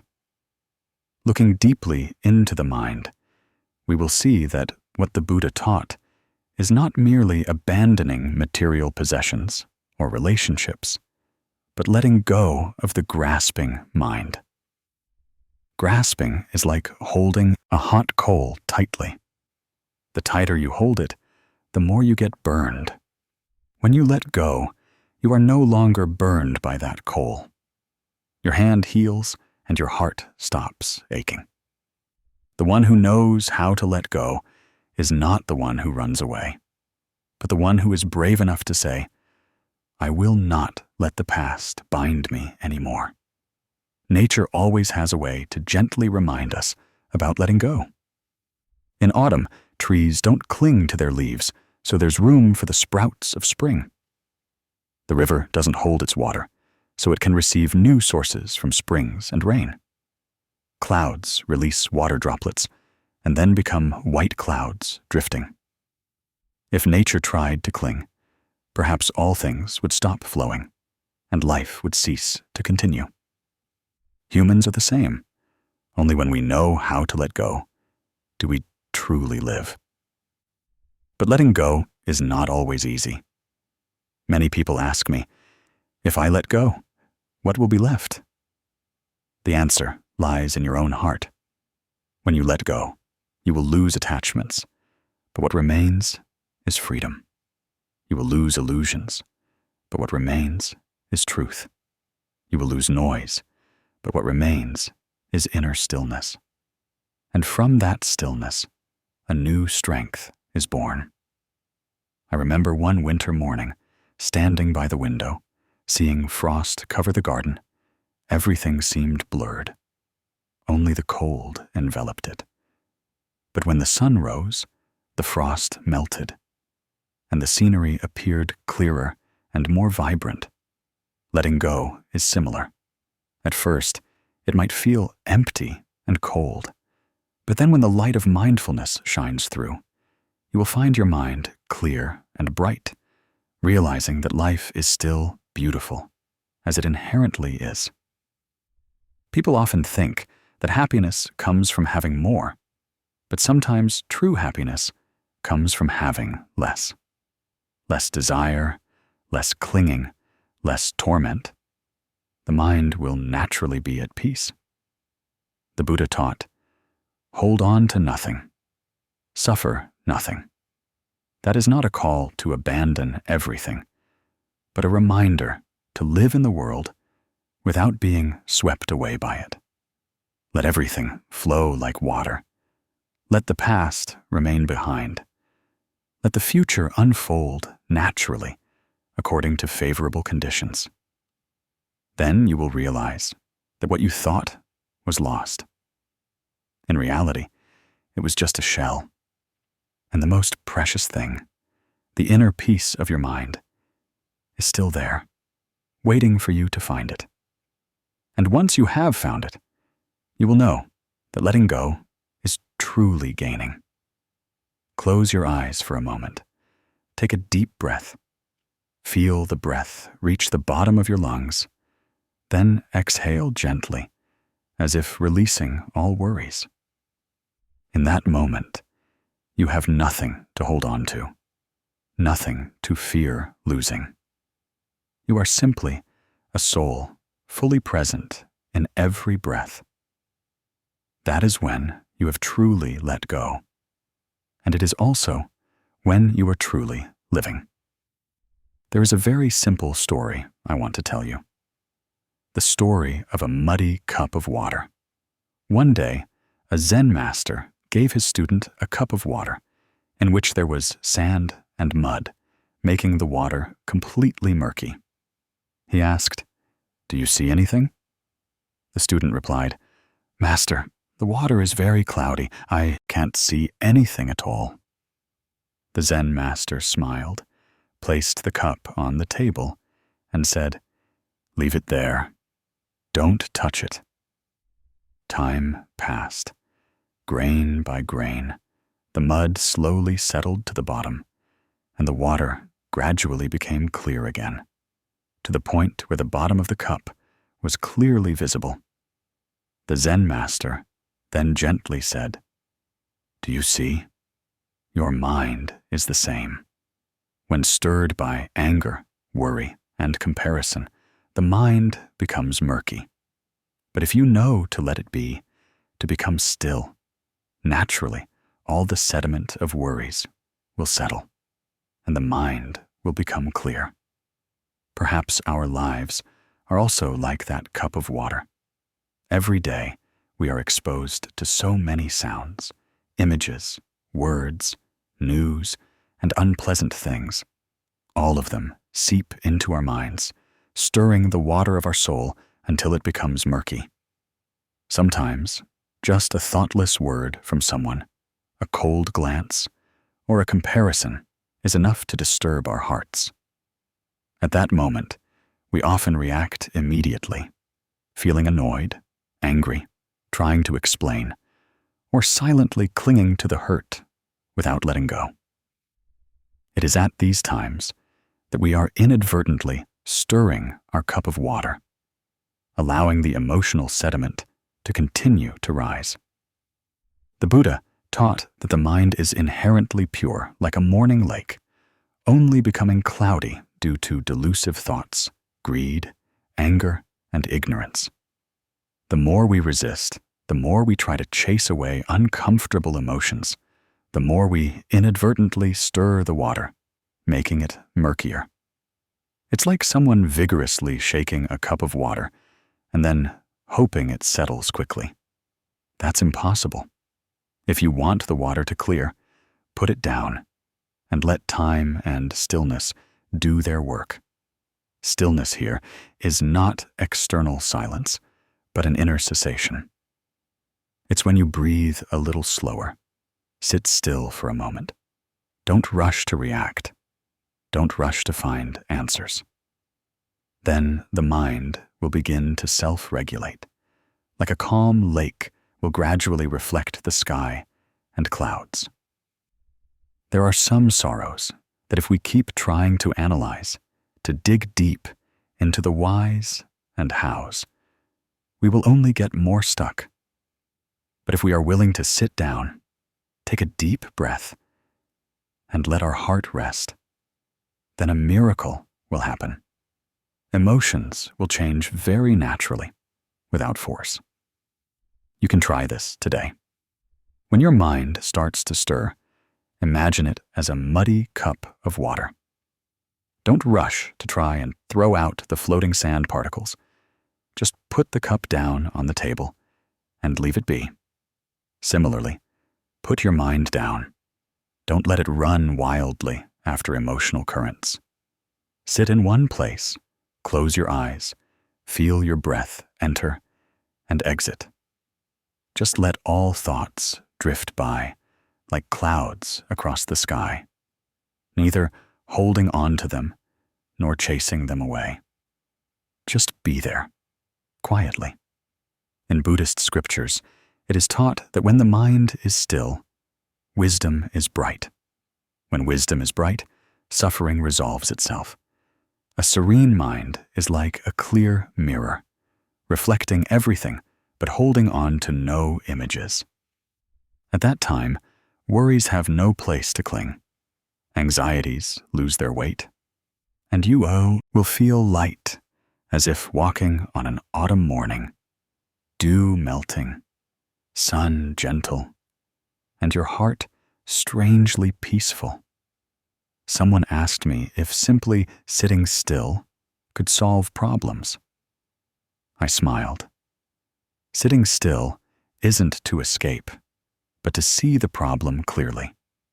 It's like when the water becomes clear again. You can then see the sediment at the bottom, and only then do you know how to remove it. If the water is still cloudy, you only see murkiness, and acting blindly can easily make things worse. Therefore, stillness is the beginning of clarity, the condition for wisdom to manifest. Every day, give yourself such a period, perhaps just 10 minutes in the morning when it's still quiet, or a few minutes in the evening before sleep. Turn off all devices. Sit still in one place. Relax your shoulders. Gently release your breath. Let your mind rest. Let the droplets of worries and sorrows settle. When you learn this, you will realize you no longer react too quickly to everything. Unpleasant remarks no longer keep you up all night. Unsatisfying events no longer bother you for an entire week. Your mind becomes wider, like a lake that can contain both rain and wind, yet maintain its serenity. There's a strange thing. When the mind is still, all answers will come by themselves. What seemed complicated will find its own solution. Relationships that seemed deadlocked will open up, because at that moment, you are no longer swept away by temporary emotions, but see things from a distance far enough to see the whole picture. That is when you become the master of your mind, no longer letting external storms dictate your inner peace. We often suffer from a simple fact. Our minds are not where our bodies are living. Our bodies are here, but our minds wander in the past or rush towards the future. There are beautiful memories we want to cling to, and there are pains we can't stop replaying. We wish for days to return to fix things, or we hope for a perfect future as we desire. But the Buddha taught that the past has gone. The future has not yet arrived. Only the present is the sole place where we truly live. When we let go of desiring, clinging, or controlling, we feel light as a leaf letting itself go with the wind. I remember a short story from a sutra. Someone asked, "Blessed One, how does one live peacefully amidst a turbulent life?" The Buddha replied, "Be like a traveler on a long road who knows to stop and admire a flower by the path, who knows to smile at each step they take, and who doesn't chase after illusions ahead." He didn't tell us to abandon plans or give up on dreams, but taught that all dreams, all paths, are only meaningful when we are truly present in every step we take. If we notice the leaf before it leaves the branch, it doesn't resent why autumn has come, nor does it cling to the lush green days gone by. It simply lives fully while still on the tree, embracing the sunlight and morning dew. Then, when the time comes, it falls with serenity. Similarly, a raindrop falling from the sky doesn't sulk about leaving the cloud, nor does it worry about where it will fall. It falls, it dissolves, and that very moment of falling is its completeness. If we learn this, we will shed many worries, not wishing for the past to return, not forcing the future to conform to our desires.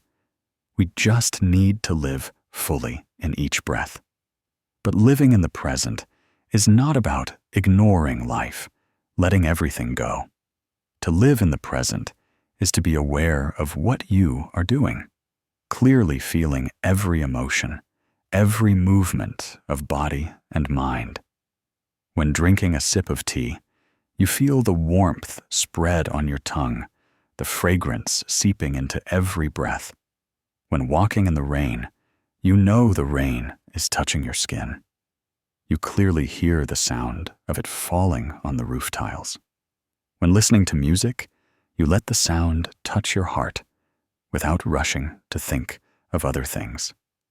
The present is a precious gift, but if we constantly think about yesterday or dream about tomorrow, that gift will pass us by before we even open it.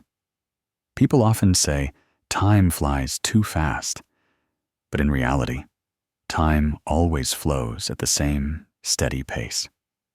It's just that we rarely stay fully present in this moment. We eat while thinking about work. We work while thinking about vacation. We are with loved ones, but our minds wander elsewhere.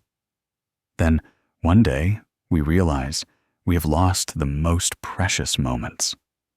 That is why the Buddha emphasized, do not let your life be like a raindrop flowing on a lotus leaf, disappearing before it can soak into the earth. The present is the only place where we can truly love, forgive, and live. I once met an old man in the mountains. He said his youth passed with much suffering because he always wanted everything to go his way. But then, in his old age, he realized that happiness actually lies only in simple things. A hot meal, birds singing in the morning, an afternoon spent quietly watching the clouds. Living for so long, he smiled. He learned the lesson of leaves and rain. When the wind comes, it goes. When the sun shines, it stays. That's it.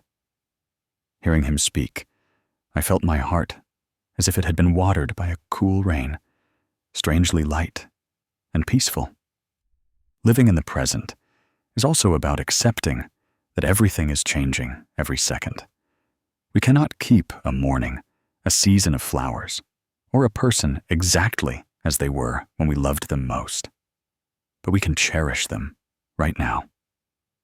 When we learn to appreciate, everything naturally becomes more beautiful.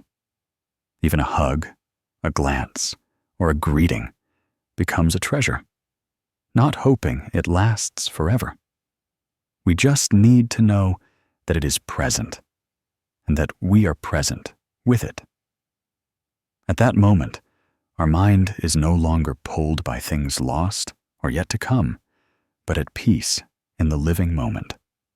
It's interesting that when we live fully in the present, the past naturally becomes gentler, and the future no longer causes us undue anxiety. This is because we no longer use the past for regret or the future for fear. We only use the past as a lesson and the future as a direction. The rest we dedicate entirely to this present moment. Like a raindrop, simply falling fully to the ground, it will contribute to nourishing a sprout. A fallen leaf becomes fertile soil, nurturing a new generation of leaves. No need to think much, no need to worry much, yet still contribute fully. When our mind is at peace in the present, we will realize we don't need many things to be happy. A deep breath, an expanse of blue sky, a ray of sunlight filtering through the window is enough to warm the heart. That is when we truly touch the spirit of no desire, no suffering in Buddhism. Not expecting life to go our way to be happy. Not expecting others to change to be at peace. We find joy right in every step, every small task. Thus, we are not swept away by life's waves, but can stand firm, light, and free. And if today you are weary, try sitting still for a few minutes, paying attention to your breath. As you inhale, you know you are inhaling. As you exhale, you know you are exhaling.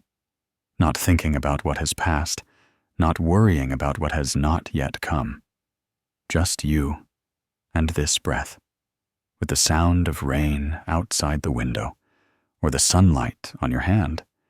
You will feel your mind gradually settle like a lake whose ripples have ceased. And when your mind is still, you will realize that this present moment is already complete. The present is a gift no one can take away. The leaf and the raindrop have both chosen to live fully in their moment. You can do the same, not wishing for the past to return, not forcing the future to conform to your desires, just living wholeheartedly with every breath, every step. When you can do that, you will find that every day that passes is a beautiful day, whether it rains or shines, whether it's favorable or difficult. And in that stillness, happiness will come like a gentle breeze, not noisy, but enough to make your heart smile. Once I heard an old monk say, when you hold a burning coal to throw at someone, first you are the one who gets burned. Resentment is the same. Every time you nurture it, you only burn the peace within yourself. The Buddha taught that instead of clinging tightly to things that cause you pain, try to look back and see that even setbacks, losses, and things that didn't work out can be part of a gift that life sends to train you. When we learn to be grateful, even for things that don't go our way, our soul will begin to find a way out. I once heard a story about a woman who lived in a small village by the river. Her husband died in an accident when she had just given birth to her first child. On the day of her husband's funeral, she was stunned, no longer wanting to go on. But as the years passed, she still had to raise her child. Every time the anniversary of his death came, she would go to her husband's grave, at first crying and blaming cruel fate. Then, one day, after many years, standing under the bright red kapok tree, watching each shimmering petal fall in the sunlight, she suddenly smiled. She told her friend who was with her, "I am grateful to him because thanks to him, I have this child. Thanks to him, I learned to be strong and to live on." From then on, she no longer went to the grave to cry, but to tell her husband about the good things in life, about their son's small successes, about the evenings when she and her son cooked and watched the sunset over the river together. When we shift our hearts from resentment to gratitude, we clearly see one thing. Forgiveness is not overlooking someone's mistakes, but giving ourselves the opportunity to be free. Forgiveness is when we decide not to let the old story bind our hearts anymore. Perhaps the other person will never apologize. Perhaps they will never realize their wrongdoing. But that no longer matters, because our peace no longer depends on the actions of others. As you practice gratitude and forgiveness, you will feel your soul gradually lighten like a river after a rain. Layer after layer of murky silt is washed away, revealing clear water. You will realize that no one can take away your peace unless you give it to them yourself. Each time you let go of a grudge, your heart gains more space for love and light to pour in. Remember that every dawn is an opportunity to renew your heart. The early morning breeze can sweep away yesterday's dust, and in the gentle mist, you can walk like someone who has been born again, no longer carrying the baggage of resentment. When we are grateful, even for the things that brought us tears, when we forgive even those who never apologized, we open the door for light to enter. And then, one day, we suddenly realize that we are truly at peace. In life, we often say that we don't desire much, but in truth, deep down, we bind our hearts to countless expectations, expecting loved ones to understand us as we wish, expecting friends to behave exactly as we expect, expecting colleagues to acknowledge our efforts, expecting work results to align with our calculations. Then, when life doesn't deliver what we expect, we suffer, get angry, and feel frustrated. The Buddha once taught about the suffering of separation from loved ones. Ai biet liho. The suffering of encountering what we dislike, wan tan hoi ho. And the suffering of not getting what we want, kobat dakko. Much suffering comes from desiring, but not obtaining. And once we learn to live without desire and without attachment, suffering will diminish, like mist dissipating in the sun. In families, love is inherently fertile ground that nourishes the soul. But sometimes, it's precisely because of love that we inadvertently bind each other with threads of expectation. Parents expect their children to be successful, to live according to the mold they've set. Children expect their parents to understand, to accept all their choices. Wives expect husbands to always remember small things. Husbands expect wives to always be gentle as they were when they first fell in love. Then, when these things don't happen, we feel hurt. But in truth, loving without attachment is a noble way of loving. Loving your child, but still allowing them to have their own path. Loving your parents, but not forcing them to change according to your will. Cherishing your partner, but not trying to hold them within a fixed image. It's like the sun shining down on a lake, bright and warm, but not trying to imprison itself in every drop of water. I once knew a friend who lived in a coastal town. Her husband often went to sea for long periods. Instead of blaming him for not being able to be close, she chose to express her love through small things. She would prepare his favorite dishes, neatly packed in a box for him to take along. When he returned, she listened to his stories of the rough seas without questioning him. She said that if she constantly wished for him to be by her side every day, she would only feel lonely. But when she accepted that this love could not be confined, she felt more complete. This is the practice of non-desire, non-attachment in relationships, so that love does not become a chain. And in work, how many people truly give their all without binding themselves to the outcome? We put in so much effort, and we expect to reap exactly that much reward. But life doesn't always follow that formula. Sometimes we do our best, but the project still fails. The plan still collapses. Our efforts still go unrecognized. If at that moment we only look at the result, we will feel as if the whole sky has fallen. But if we look at it through the spirit of the Buddha's teachings, work like sowing seeds in the earth, caring for them, watering them, and letting the wind and rain decide whether there will be sweet fruit, then we will feel lighter. We do our best. The rest we entrust to fate. I remember the story of a rice farmer. Every season he diligently plowed, sowed seedlings, and tended to his crop. Some years the rain was timely and the wind gentle, resulting in abundant rice. Other years, an early storm wiped out the entire field.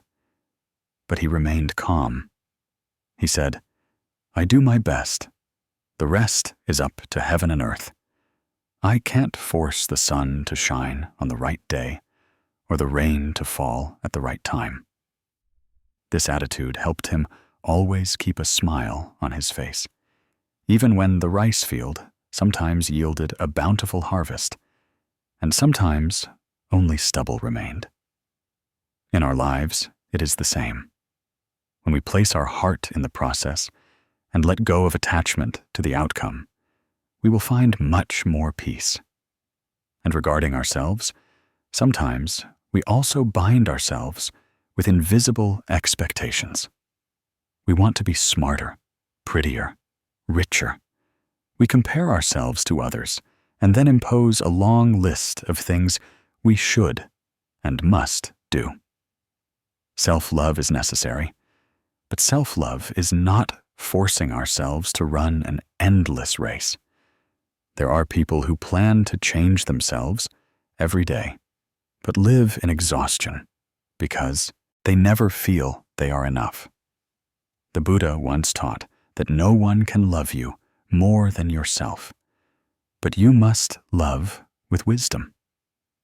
Loving with wisdom means taking care of your health, nurturing your soul, developing yourself, but also knowing how to accept your limitations. I have a friend.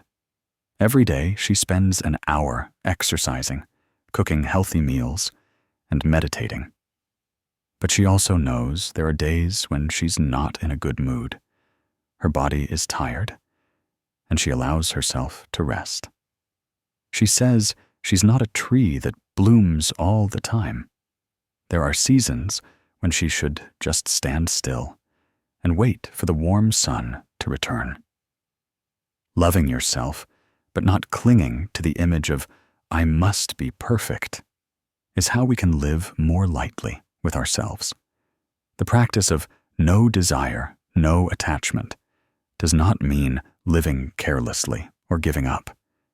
It is the mindfulness to realize that we can give love, work wholeheartedly, take care of ourselves, but not let our minds be bound by things beyond our control.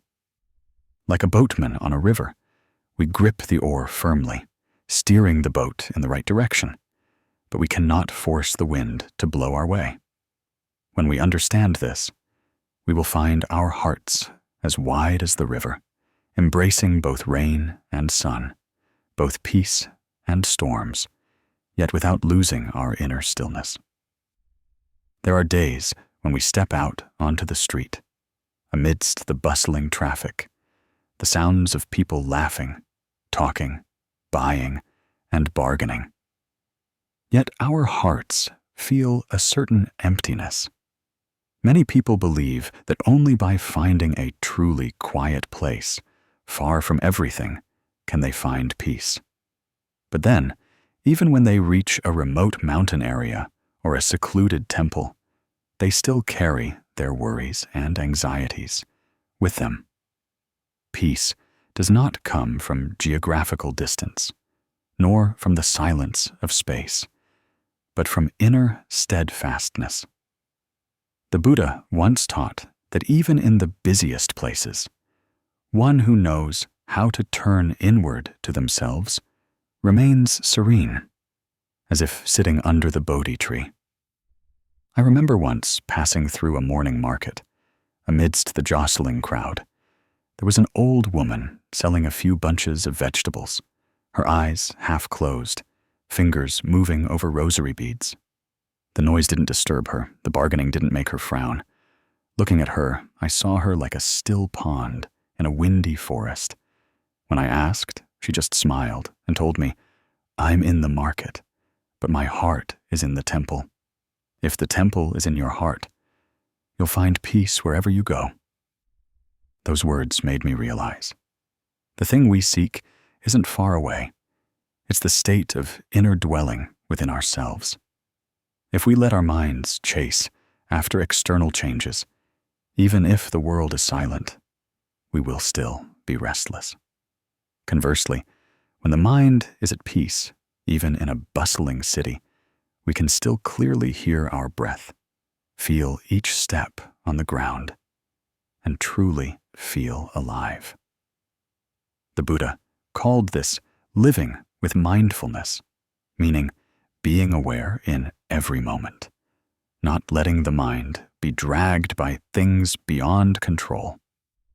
Just as in the open sea, one who knows how to balance keeps the boat from capsizing, even amidst waves.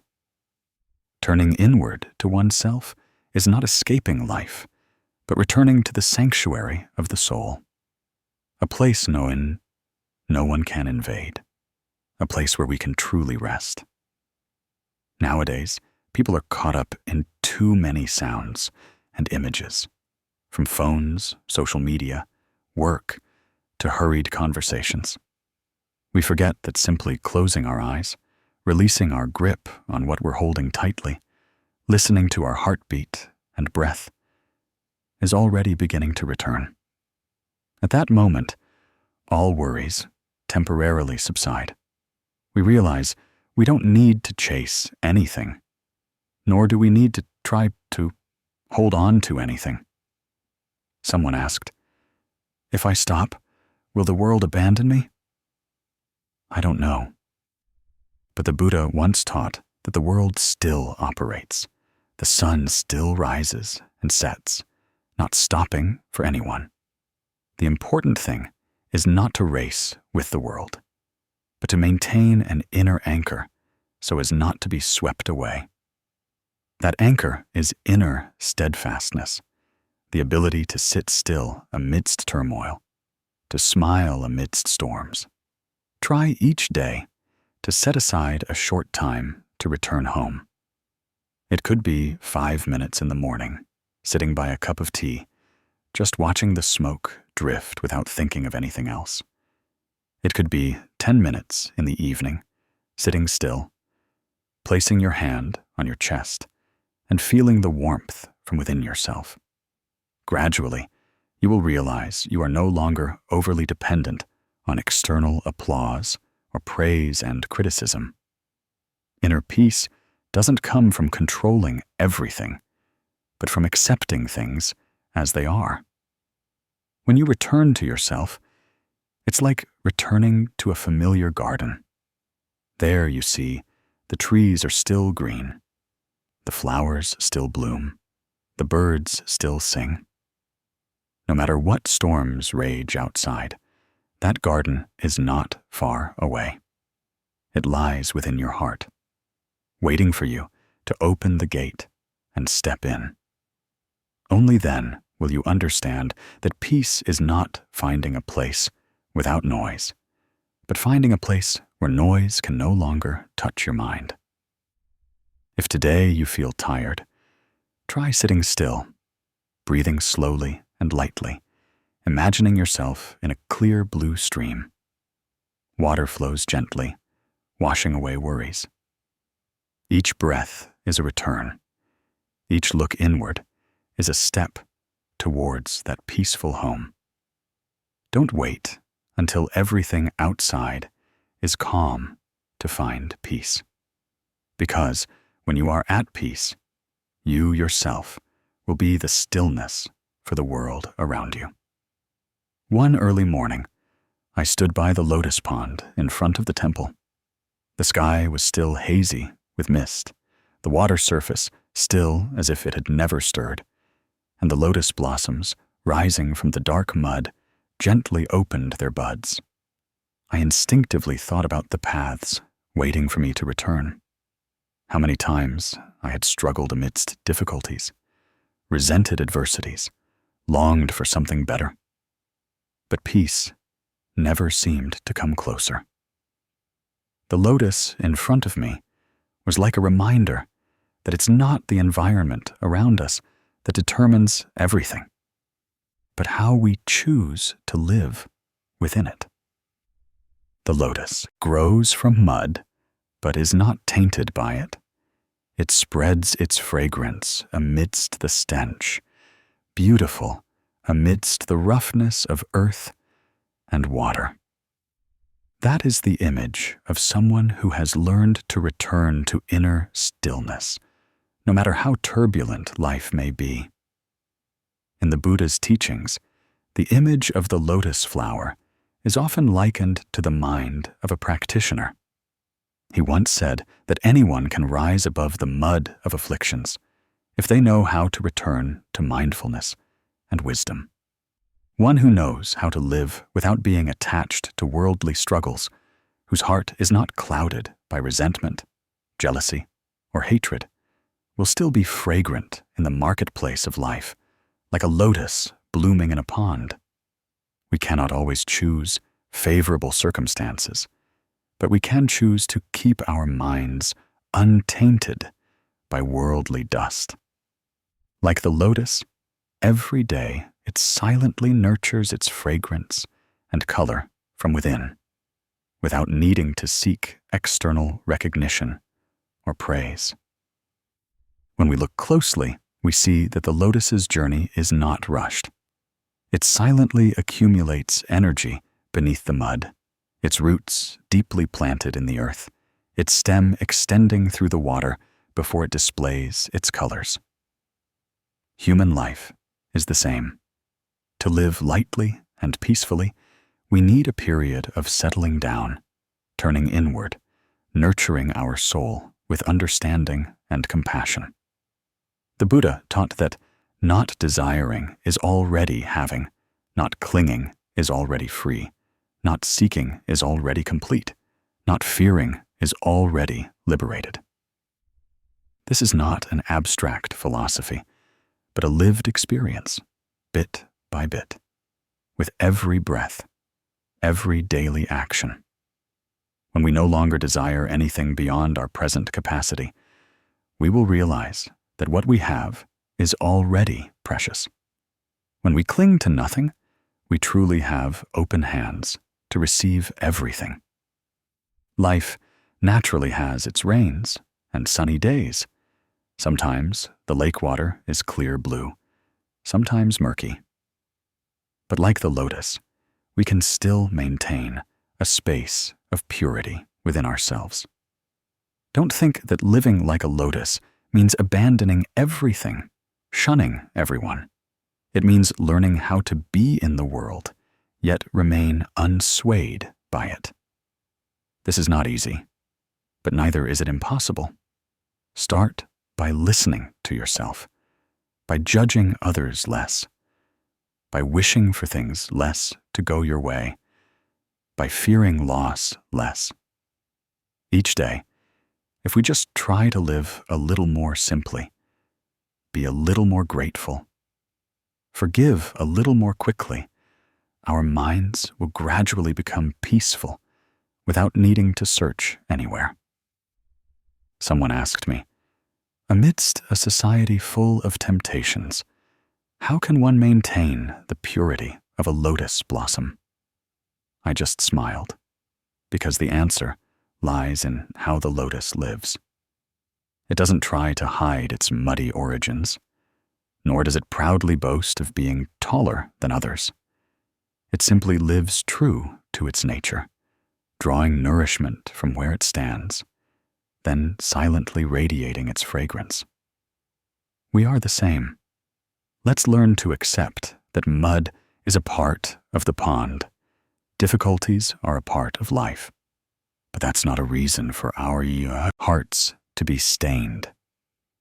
If mud doesn't make the lotus lose its fragrance, then adversity cannot rob us of our peace unless we allow it. You can start today. When you encounter criticism, don't let it linger in your heart. When you see something you don't like, take a deep breath, smile, and realize that emotion will also pass. When facing a challenge, remember that every step is an opportunity for us to learn how to rise. Not desiring is already having. Not clinging is already free. Not seeking is already complete. Not fearing is already liberated. That is the door to a serene life that you can absolutely walk through. If there's one message I want to send you today, it's to live like a lotus. Let the mud nourish you, but not cloud you. Let life's challenges refine you, but not harden you. Let difficulties teach you to love and be more compassionate instead of closing your heart. Each morning, remind yourself that you have the right to be peaceful, the right to be free, the right to live lightly amidst myriad complexities. And when you can do that, you will realize that peace is not found in the absence of storms, but in your own inner steadfastness. Now you can close your eyes for a few seconds. Take a deep breath and feel the breath entering and exiting like a cool breeze on a narrow noon. Let all worries dissolve into the silence. Let the light from within spread out like a lotus flower, radiating its fragrance. Wherever you are, amidst the city's hustle or in the quiet countryside, peace can still bloom from within your own heart. And when peace blooms, life will be light as a lotus petal falling on the water. No ripples, no worries, just simply is.